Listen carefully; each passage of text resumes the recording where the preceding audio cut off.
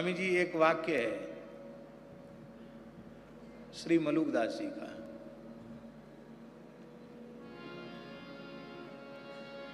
बहुत सुंदर साखी है, हम सबके लिए बड़ी उपयोगी है। रहूं भरोसे राम के, रहूं भरोसे राम के, बणिजय कबहू न जाऊं, दास मलूका यूं कहे, हरि बिड़वे में खाऊं।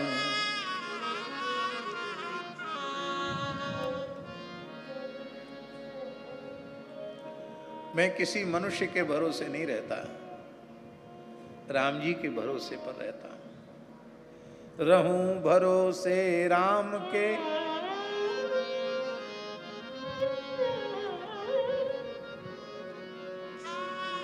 धन के लिए उद्योग करते हो? बोले नहीं। बणिजय कबहू न जाऊं, ये खाना कमाना संसारियों का धंधा, बाबाजियों के लिए क्या जरूरी है? धनक प्राप्ति का कोई उद्योग नहीं करता, न खेती, न नौकरी, न चाकरी, न व्यापार। आइए स्वामी।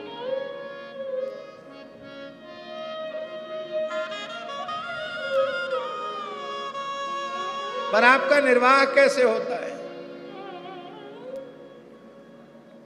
बहुत प्यारी बात है। बोले हमने ठाकुर जी से समझौता कर लिया है। क्या? कि आपने मनुष्य को दो काम दिए, खाओ और कमाओ, और इससे आवश्यक काम है भजन करो। तो हमने कहा भाई तीन तीन काम हम नहीं कर सकते हैं, तीन में से एक काम आपको लेना पड़ेगा, दो काम हम कर लें। एक काम क्या? एक तो राम राम करने वाला काम हम कर लेंगे, नाम जप कर लेंगे, आपका स्मरण कर लेंगे, और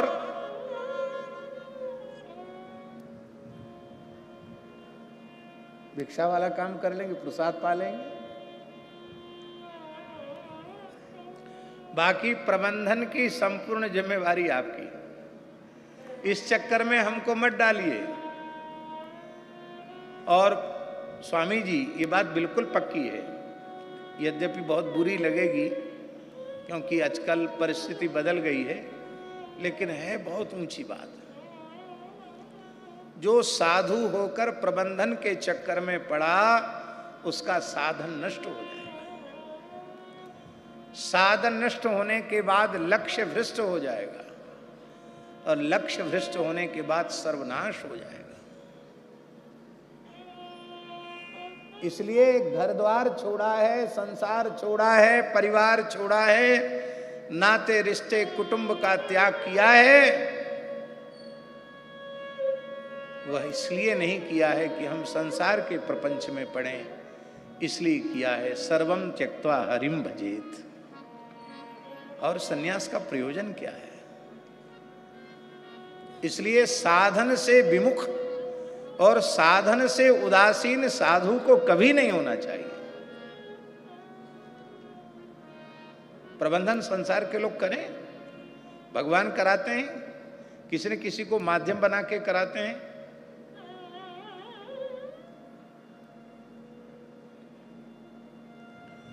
रहूं भरोसे राम के, बणिजय कबहू न जाऊं,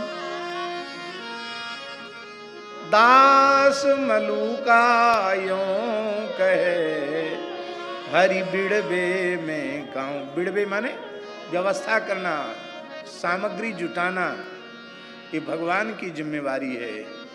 क्योंकि अनन्यास चिंतयन्तो माम ये जना पर्युपासते तेषां नित्याभियुक्तानां योगक्षेमं वहाम्यहम्। वाह्याम्यहम् नहीं, वहाम्यहम्। जब स्वयं ठाकुर जी प्रतिज्ञा कर रहे हैं कि मैं योगक्षेम का वहन करता हूं, तब हमें चिंता की क्या आवश्यकता है। तब एक प्रश्न होगा कि भाई केवल तुमको भोजन करने का भी तो काम नहीं है, आखिर मठ मंदिर है, प्राचीन संस्थान है, तो उसकी कुछ धार्मिक प्रवृत्तियां हैं कि नहीं।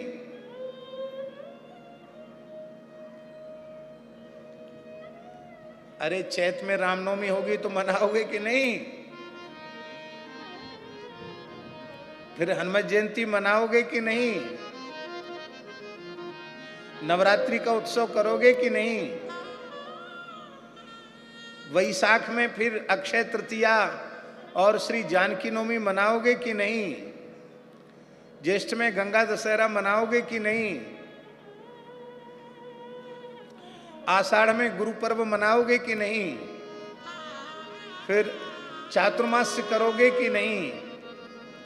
श्रावण में झूला, भादों में जन्माष्टमी, राधाष्टमी, फिर शारदी नवरात्रि, फिर कार्तिक महोत्सव, फिर अगहन में श्री सीताराम जी का विवाह महोत्सव, फिर पौष में संक्रांति महोत्सव, खिचड़ी महोत्सव, इसके बाद फिर माघ में प्रयाग का कल्पवास महोत्सव, फिर फाल्गुन में होली महोत्सव, फिर चैत्र में रामनवमी।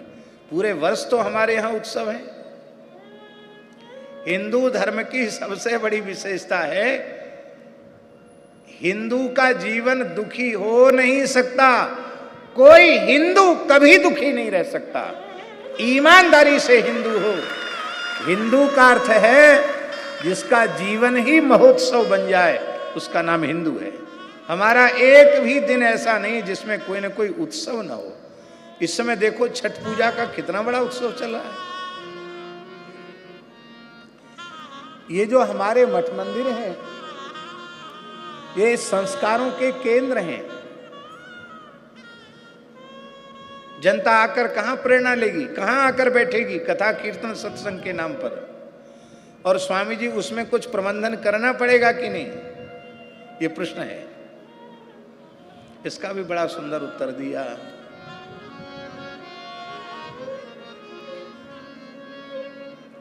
मलुकदास जी ने। मोदी सब संसार है, मोदी सब संसार है, साहिब मेरे राम। जा पर चिट्ठी उतरे, सोई खर्चे दाम।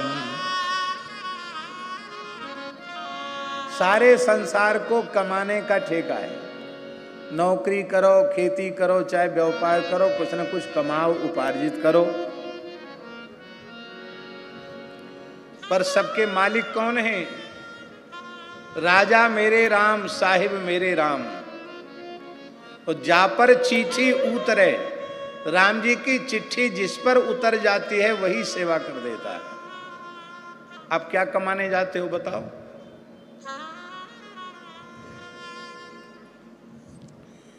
ईमानदारी से पूछो, किसी भी साधु को पूछ लो कि आप क्या उद्योग करते हो। कुछ उद्योग नहीं करता है। सबको कुछ कोई कहता है तो वो झूठ बोलता है। भगवान की चिट्ठी उतरती है,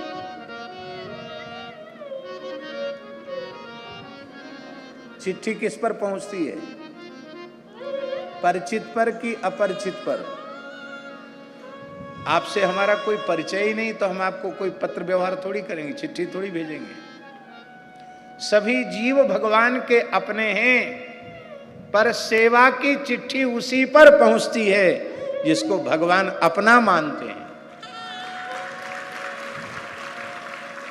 तो भगवान जिन जीवों को अपना करके जानते मानते हैं, उनके हृदय में ठाकुर सेवा, गौ सेवा, संत सेवा, निराश्रितों की सेवा, दीन दुखियों की सेवा, गरीबों की सेवा, रोगियों की सेवा, जो निस्वार्थ भाव से किए गए सेवा के कार्य हैं, उनकी प्रेरणा रूपी चिट्ठी भगवान मनुष्यों को, सामर्थ्यवान मनुष्यों को देते हैं और वे करते हैं। माई मेरे श्याम लगो